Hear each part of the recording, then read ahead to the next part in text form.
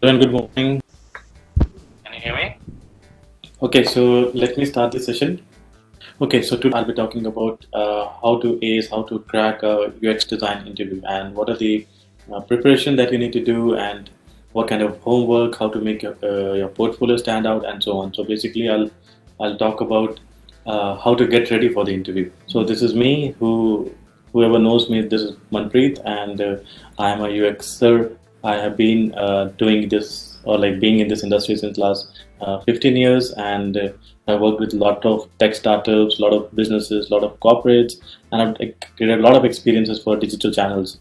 So that's me, and so if you are a UX designer and you are looking for your next break, if you're looking to change job or like grow professionally, then if you're a UXer, what you need is you need the portfolio. Portfolio is the most important thing that you need if you want to grow professionally. So what you need is, one is the portfolio, other is resume and the cover letter with it, and then the most important here, the other most important thing is the you have to prepare yourself well for the interview.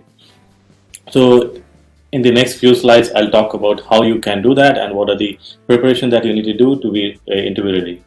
So what is the general process that we follow? Basically, first is what you do is you prepare your resume, and the resume should stand out. It should be different from the regular people, and it should be very clean, minimal, but to the point, summarizing what your skill sets are, what is your educational background, and the experiences, accomplishments, and everything, but in a very summarized manner.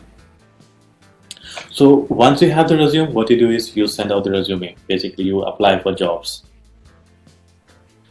After the job, what happens? The HR people, they so once you have sent or applied for the job, what happens is the phone screening. Basically, someone from the human resource department, they call you on the phone, they schedule the time, they ask you a few questions, and so on. So basically, that's how the phone screening happens.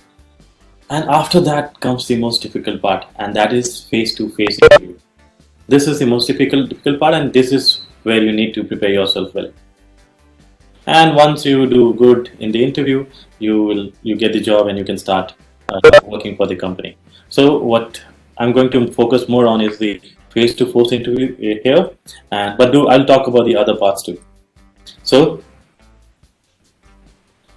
the basic and the first important thing is the resume.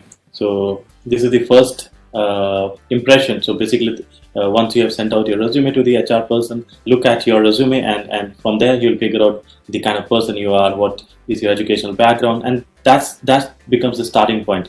So here, what you need to do is you need to build a very clean, very powerful resume, and yeah, so that's the resume is the most important part, and this should be like built very powerfully.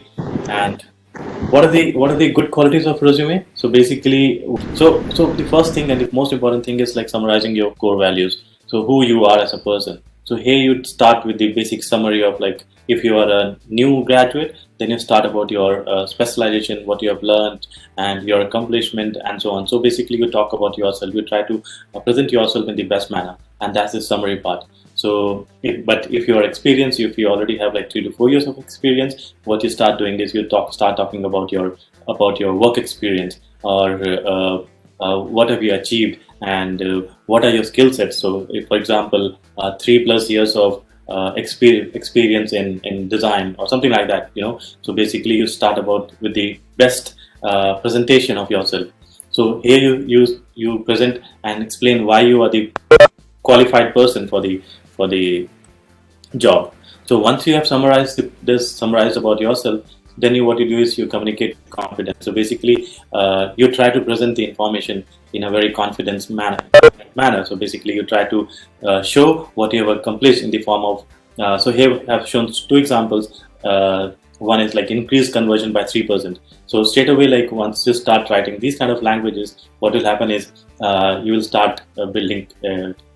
Start taking the other person on confidence, and that will really create a good impression.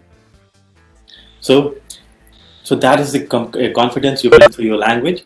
The next is the kind of language that you're writing. Instead of writing, I want to do, I have done that, I do this, I do that, or I worked in the team and that's what I did. Instead of writing that, put the straight away what you achieved during that period. So here the example is increase conversion by 3% by improving the experience of landing pages, thereby reducing the CPC of each lead. So basically, you're trying to say, and in few sentences in the right language, basically the verbs and what you have achieved in your past life. And then what you do is you try to put in the keywords. This is one of the most important thing, and most of us ignore this, because what happens is when you apply for the job, the resume goes into the portal, and when they are searching for the portal, what they do is they use a system called as ATS or other kind of search engines to search for the right talent. So if your resume doesn't have the right keywords, it will not show in the search result. So this is the key. This is very important, and you should start putting good keywords, not overdoing it, but yeah, putting the keywords in your resume is very important. And if you're not sure about what keyword you should put in the resume, you can go and read the job description of the job description, and take that as a reference point, take keywords out of that, and then put that in your resume. So this will really help you.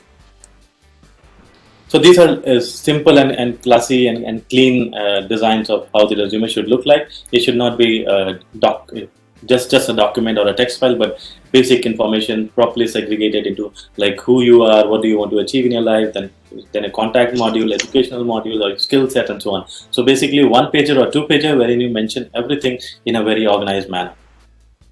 So these are a few examples, and if you want to refer and go online and check few other samples, you can go to Canva or Zeti, and you can browse other samples too. So till now we understood that resume is very important. How can you build a good resume? So till the time you don't understand yourself, you won't be able to create the right presentation. So understanding self is very important, and here you need to understand that yourself are the product, and you are going to sell yourself to the interviewer. So basically, you are the product and you are the salesperson, and one of the most important thing here is like understanding who you are, or who are you. And why most of the candidates fail, because they don't work on this part, and they might be having like good resume, but they might take professional help and get the best resume drafted from them, or they can get ready and be prepared with best clothes, best presentation, best confidence. But if they are not, if they don't know themselves, it will become very difficult to crack the interview. So the most important thing here is understanding who you are, and what skill sets makes you unique and separates you from the others. So that's what it is. So basically, in face-to-face interview, if you don't know yourself, you won't be able to convince the interviewer.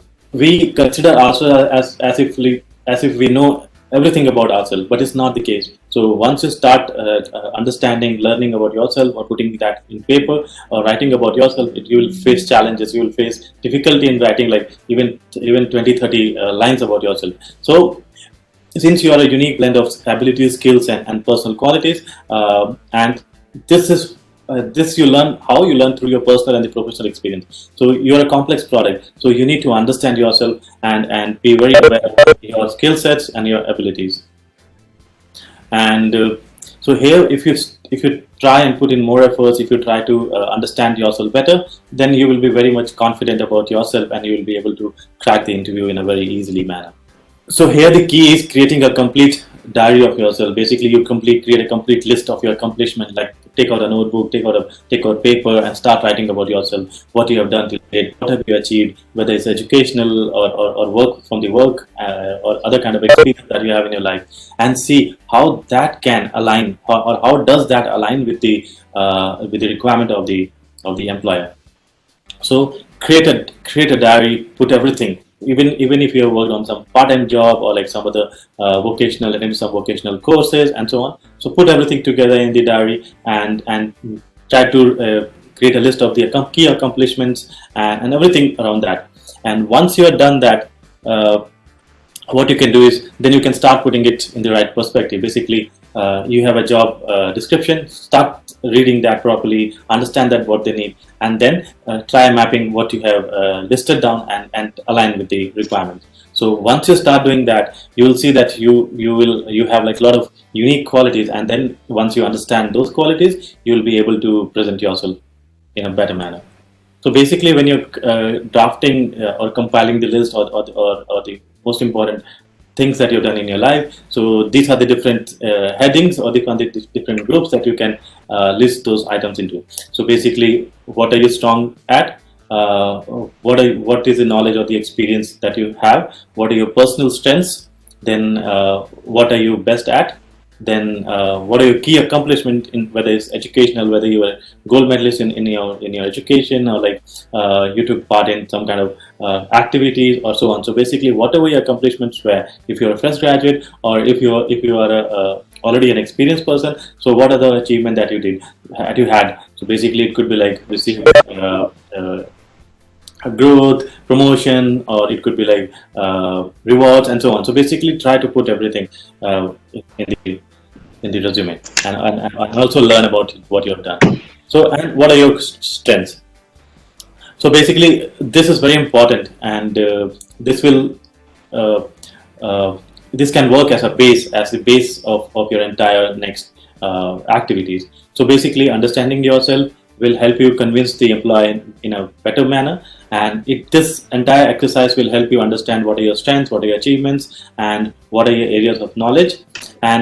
And since now that you have done a lot of homework, you have done a lot of work about understanding yourself, you will not be like the regular other people. You will be separated from them, because now you understand more about who you are, and you'll be able to sell yourself better.